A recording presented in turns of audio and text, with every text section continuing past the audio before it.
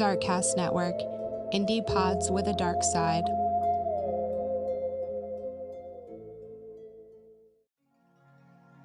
Let your backpacks be light, weather always fine, winter not too cold, and summer without heat. Georgy Krivonischenko, New Year's Poem, 1959. February 1st, 1959. 9 Russian comrades are preparing for a very difficult portion of their hiking journey. Their spirits are high, their moods are light, and despite the grueling terrain of adventure, they document their journey with photographs. While on their journey, they even create a light-hearted mock news article for the newspaper called The Evening Otorten, dated February 1st. In this amusing editorial, they ask the question, is it possible to keep 9 hikers warm with one stove and a blanket? And the headline for another article reads, Comrades Doroshenko and Zina Kolmogorova set a new world record in competition for stove assembly. As their morning entertainment came to a close, they prepared for the last and most difficult part of their journey.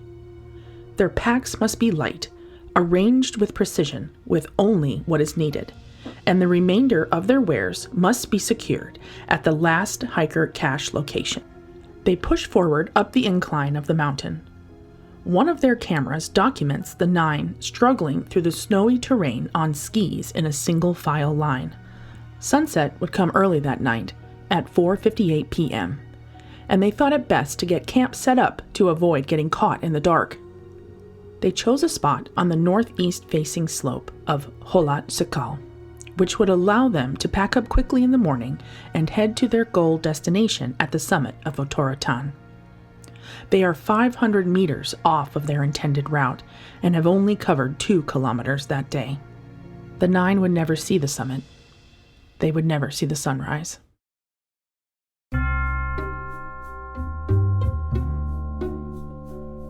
Welcome to Creepy Confidential.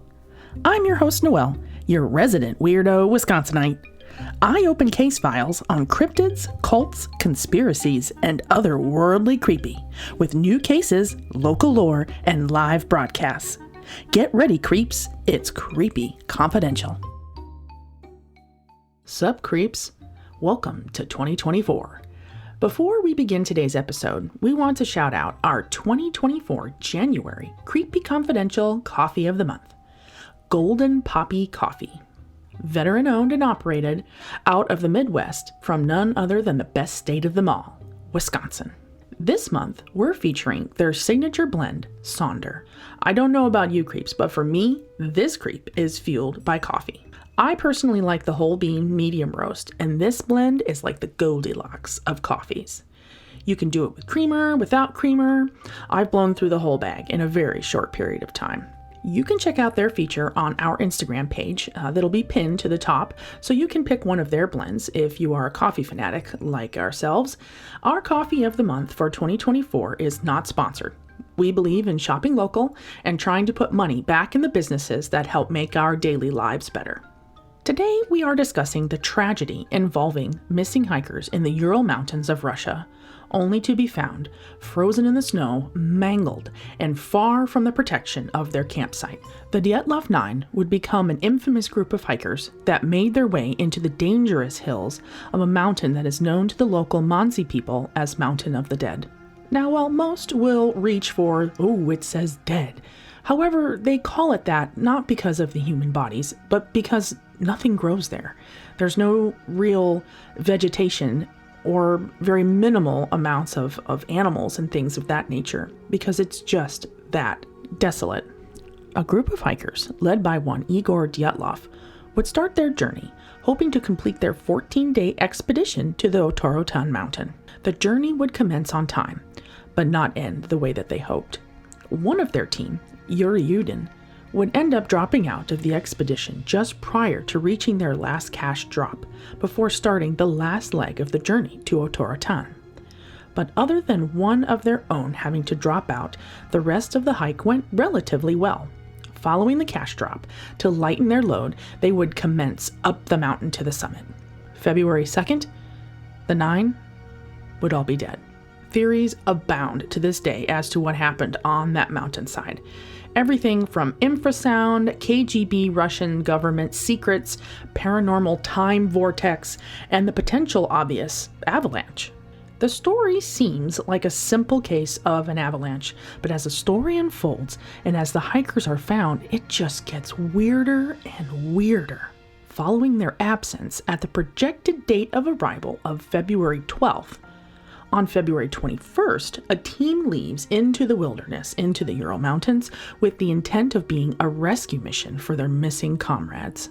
February 26th, they find the remains of the party's tent. It is at this time that the search party pivots their intention from a rescue mission to one of recovery, and an official investigation is opened. They would discover the bodies, but with each one, more questions were formed. Some with minimal clothing, no shoes, no outerwear, some with charred limbs, missing eyes, and one even missing their tongue. Tanned skin and radioactive clothing. The tent they discover is partially torn down and covered in snow. No hikers are found in the tent. Their belongings inside folded up and even organized, and the camp stove still unassembled. The tent appears to have been cut, but from the inside. It appears all the hikers had left either barefoot or only in socks, as their boots are still present. The rescue party continues to probe the area's snowfields, with search dogs and with large metal probes. All 10 of these hikers were very experienced and had formed a club for hiking, cross-country skiing, and camping. They wanted to obtain a certificate from the university, and in order to do that, they had to complete a Class 3 hike. And this hike would check that box. The university insisted that they had to document the journey, and so they took along a few cameras and had a collective journal for the party. These multiple cameras and journals would be what would help the recovery team try and put together what happened to these poor souls. The first few bodies were found on February 27th. The bodies of Doroshenko, Krivonishenko, Dyatlov, and Kolmogorova. The rest of the bodies would have to wait for recovery because of the crazy weather. March 5th, the body of Slobodin is found, and an icy bed is noticed under the body. In the small den, the bodies of Domanina, Kolvatov, Renault, and Zolotarov are found. Autopsies were performed on the bodies, and a report with the official findings was released by the Russian government. The report reads as follows. This report has been translated into English. Obviously, I do not speak Russian, but it has been translated, so I will read it quoted in English. The deaths of the expedition members were due to a series of mistakes by Dyatlov. On 1 February, he began the ascent to the summit at 3 p.m., even though he knew about the difficulty of the terrain. Furthermore, and this was Dyatlov's next mistake, he chose a line 500 meters to the left of the planned pass that lies between Peak 1079 and Peak 880. So the group found themselves on the eastern slope of Peak 1079. They used what was left of the daylight to ascend to the summit in strong winds, which are typical for this area, and low temperatures of minus 25 degrees centigrade. Dyatlov found himself in bad conditions for the night, so he decided to pitch his tent on the slope of 1079 so as to start in the morning without adding the distance from the forest, approximately 1 kilometer, to the remaining trek of about 10 kilometers to the summit. Considering the absence of external injuries to the bodies or signs of a fight, the process of all the valuables of the group, and also taking into account the conclusion of the medical examinations for the causes of the deaths of the hikers, it is concluded that the cause of their demise was overwhelming force, which the hikers were not able to overcome. End of the report. So let's see. It kind of sticks out here. Quote, overwhelming force, which the hikers were not able to overcome, right? And then the case was closed, swept under the rug, and the bodies were buried. but with controversy looming over, of course, by the Russian government. They did not want a spectacle. They wanted to bury them on the mountain and did not allow for a public, large assembly to lay these young men and women to rest when they finally folded and allowed them to return home for the burial. Now, this behavior by the Russian government does not help the fact that many believe this whole incident was indeed some KGB or Russian government op gone wrong. Alexei Rakitin, author of the book Dyatlov Pass, wrote about a theory introducing the idea that 3 of the party were indeed KGB agents on a secret mission to uncover a cell of CIA agents. The theory in the book was called Theory of Western Intelligence Involvement, and that's all in quotes. Now, according to this theory, possibly 2 or more of the Dyatlov group were hired by the KGB to deliver false proof of radioactive tainted clothes, with the rest of the party being unaware of the real purpose of the journey. Rakitin's theory is widely spread and is logical in explaining the most mysterious issues being radioactive clothing, usage of radiation detectors, and gray foam coming from Doroshenko's face, with missing clothes and 1 missing camera. Strange details involving Zolotarov are what gave rise to this theory, and when we learn more about this older hiker, it makes sense how one would be drawn that this KGB spy conclusion could be real. The 37-year-old Semyon Zolotarov was a bachelor, an instructor at another base, and joined the group kind of at the last minute. He was a veteran with years of experience fighting for the NKVD, an organization protecting the state security of the Soviet Union through political oppression, authorizing murders of thousands of politicians and citizens, as well as kidnappings and assassinations. This group was responsible for approximately 9,000 deaths in the Ukrainian USSR alone. He bore a mysterious tattoo that to this day remains untranslated into any known language. Alexander Kolovatov also has some interesting details about his past. Before transferring to the physics technical department at UPI, he worked in Moscow as a laboratory assistant in a top-secret scientific facility in an unnamed anatomic institute known only as P.O. Box 3394. Along with these 2, yet another has a history that fits this KGB or spy conspiracy.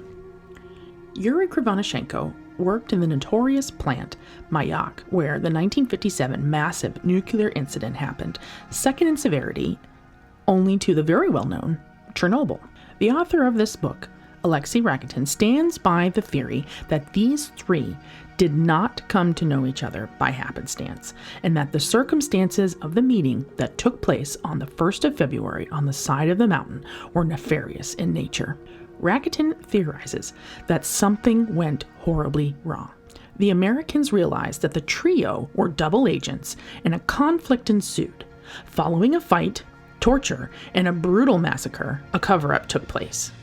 While this theory is thrilling and fantastical, it does not impress many, especially not shining a good light on Russia, and it was dismissed as a red herring. Theories continue that perhaps a phenomenon known as infrasound was responsible for this tragedy. Now, infrasound was a new concept to me, but when you dig a little deeper, there's actually an additional part of infrasound under the topic infrasound weaponry. Infrasound is the opposite of ultrasound. It occurs between that threshold of human hearing at about 20 hertz. Well, ultrasound frequencies fall above hearing at the threshold at 20,000 hertz.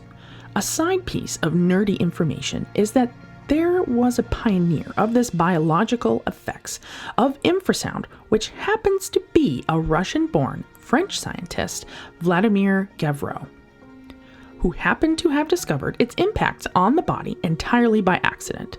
In the 60s, this scientist and his laboratory assistants started experiencing inexplicable nausea and pain in their eardrums and noticed that their lab equipment was shaking, all with no apparent cause or reason.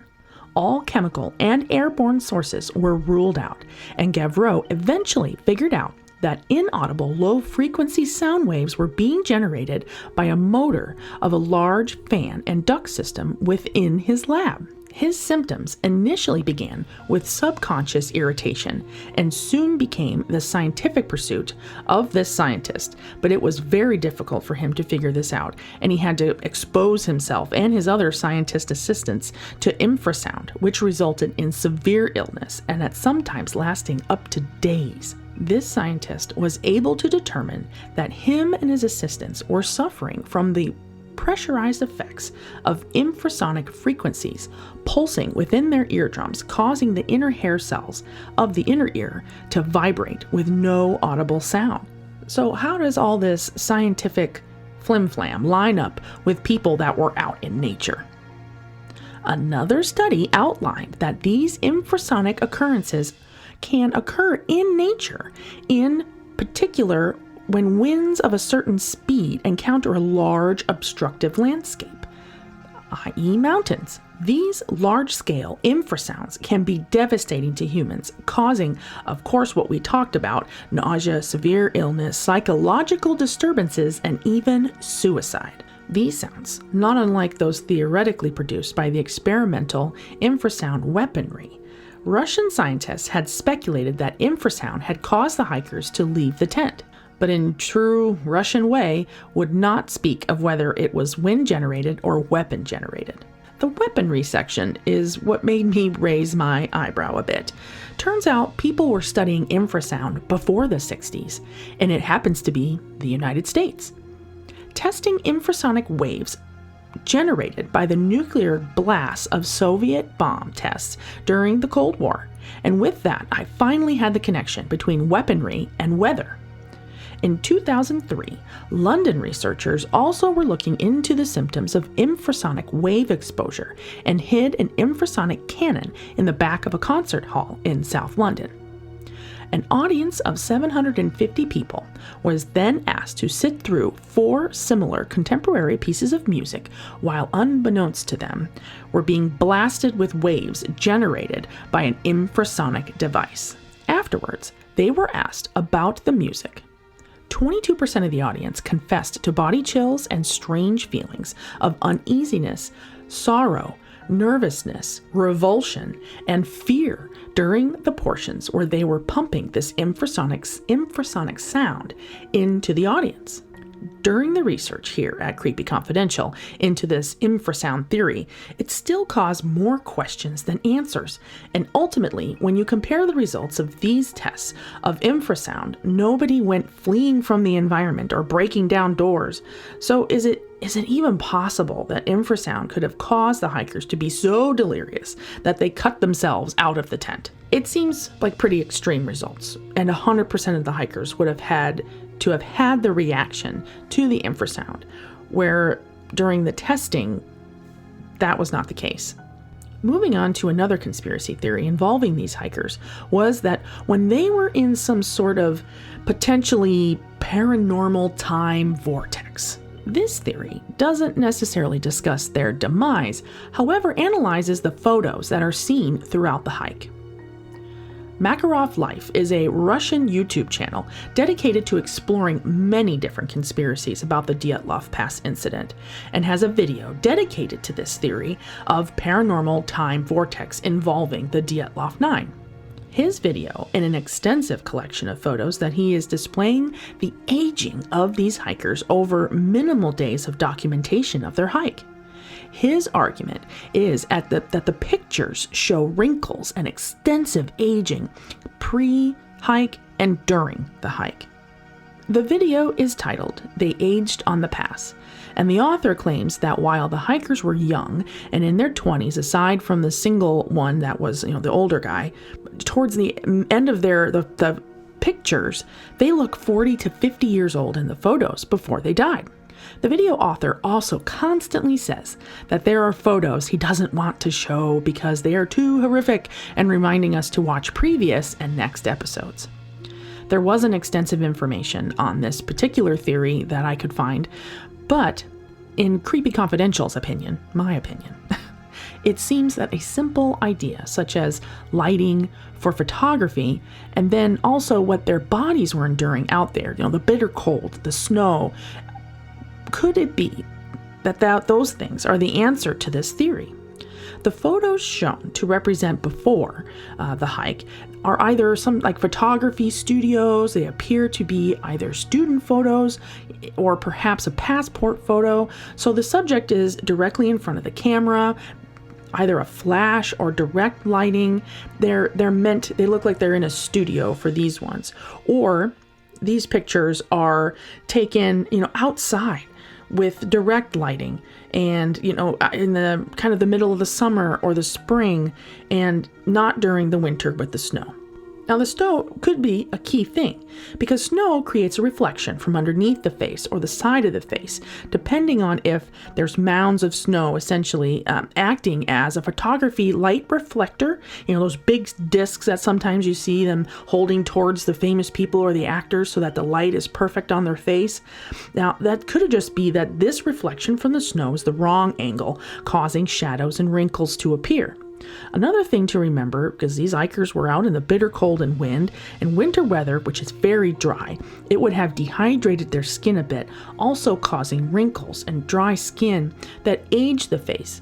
And these hikers were outside all the time. They had this club. This is what they did. They were constantly out in the sun. SPF wasn't exactly a thing. And then you put all these things together. I feel this one is debunked, in my opinion. The final theory in this journey may very well be the most logical, but not the most obvious conclusion, oddly enough. The theory is that a slab avalanche occurred, causing the hikers to flee and tumble down the mountain. A few odd circumstances initially caused researchers to dismiss an avalanche and thus caused the theories to continue to surface over the years in an attempt to solve the case. In order for an avalanche to occur, a 30-degree slope must be present, or more than 30, must be present, but the campsite appears to be level at the time of the investigation. The night the incident took place, it did not snow, and not enough snow could have accumulated, at the site because it wasn't snowing. In order for the hikers to make camp, they had to essentially cut, like a piece of pie, cut a shelf into the snow to put their tent on that shelf. And at that time, if an avalanche was going to occur, because they would have, disrupted in that 30 degrees, if it happened, of incline, it would have occurred, but it didn't. And then the injuries sustained by these hikers were awful. When you read through the reports, they're awful. Broken bones, severed wounds, and missing limbs through the research. It just completely threw these researchers off course because avalanche deaths are usually caused by asphyxia because they get trapped under the snow. The hikers in this incident died of either trauma or hypothermia or both.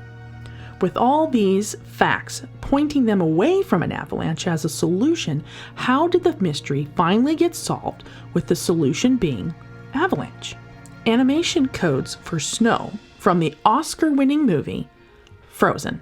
Johann Gamm, head of the Swiss Federal Institute, named Snow Avalanche Simulation Laboratory, helped build and support this theory by using these animation codes from the movie. According to Gamm, he was struck by how well the movement of the snow was depicted in Frozen, so he decided to ask the one and only Disney if he could have the animators' codes for the snow.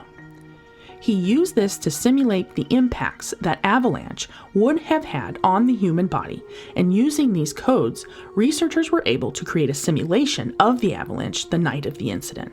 Johann Gamm and a geotechnical engineer, Alexander Pertin, rigged up the simulation and was able to show that a block of snow from an avalanche that night could, quote, handily break the ribs and skulls of people, end quote. When the hikers made camp that evening, they did cut into the snow to place their tent. By doing so, they destabilized that snow slope. The terrain was uneven, and so the camp appeared to be more level than what it really was. Above the campsite, there was a steep section of terrain that did indeed have at least a 30-degree slope. which, if you were paying attention, is the minimum slope required for an avalanche to take place. While there may have not been any snow that night, there was a constant flow of downhill winds. These katabatic winds were likely what created a heavy load of snow to accumulate just above their campsite. If you're a Wisconsinite, you know these snow drifts very well. Oftentimes in either kind of the middle section of a house where that wind gets to whipping, and it almost creates this like a wave. It literally looks like a wave. Sometimes they're super duper big because if that wind really gets to whipping and the snow's like crazy. But even if it's just a minimal amount of snow, these winds can really, really create a big gathering of snow in a place that it wasn't snowing. At some point in the night, when they thought they were safe in their tent or winding down, perhaps making their last little trips outside to relieve themselves, a 16-foot icy snow slab broke loose. Approximately 660 pounds of icy matter was hurled into that campsite. With this icy snow block resembling a medium grand piano slamming into them, it can definitely explain the severity of their injuries. The injuries wouldn't necessarily have killed them on the spot, which explains why they were all scattered outside the tent. They had time to cut themselves out of the tent and, through their disorientation, attempt to gather themselves and establish safety.